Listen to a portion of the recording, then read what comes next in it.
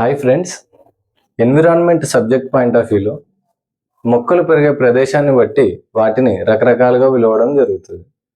ఈరోజు మనం వాటి గురించి తెలుసుకునే ప్రయత్నం చేద్దాం.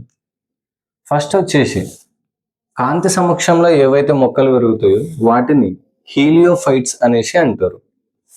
బురదలో ఏవైతే మొక్కలు పెరుగుతుంటాయో వాటిని హీలోఫైట్స్ అంటారు.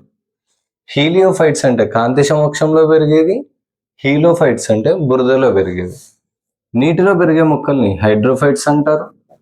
అలాగే క్షార లేదా లవణ నేలల్లో ఏవైతే పెరుగుతాయో అవి హాలోఫైట్స్ అనేసి అంటారు. క్షార లవణ నేలల్లో పెరిగేవి హాలోఫైట్స్ అయితే, ఆమ్ల నేలల్లో ఏవైతే మొక్కలు పెరుగుతాయో వాటిని ఆక్సిలోఫైట్స్ అనేసి అంటారు. అదే రకంగా చూసుకుంటే చలి ప్రదేశాల్లో పెరిగేవి, మంచు ప్రదేశాల్లో పెరిగేవి. చలి ప్రదేశాల్లో పెరిగేదాన్ని సైక్రోఫైట్స్ అనేసి అంటే, మంచు ప్రదేశాల్లో పెరిగేదాన్ని క్రయోఫైట్స్ అనేసి అంటారు.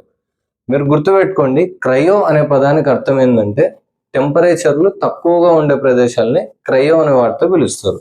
సో క్రయోఫైట్స్ అంటే మంచు ప్రదేశాల్లో పెరిగే మొక్కలు. నెక్స్ట్ వచ్చేసి ఇసుకలో పెరిగే మొక్కల్ని సామోఫైట్స్ అనేసి అంటారు.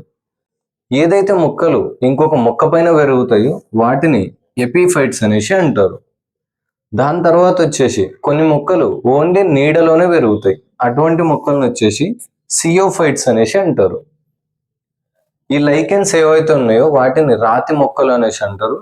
అవి పెరిగే ప్రదేశాలని లిథోఫైట్స్ అనేసి అంటారు. ఎడారిలో కొన్ని మొక్కలు పెరుగుతాయి కదా, అటువంటి మొక్కల్ని జీరోఫైట్స్ అనేసి అంటారు. కొన్ని మొక్కలు రాళ్ల పగుళ్ళలో నుంచి పెరుగుతూ ఉంటాయి కదా, అటువంటి మొక్కలను వచ్చేసి చెస్మోఫైట్స్ అనేసి అంటారు. మామూలుగా భూమిపైన పెరిగే మొక్కల్ని ఎడపోఫైట్స్ అనేసి అంటారు. Thank you.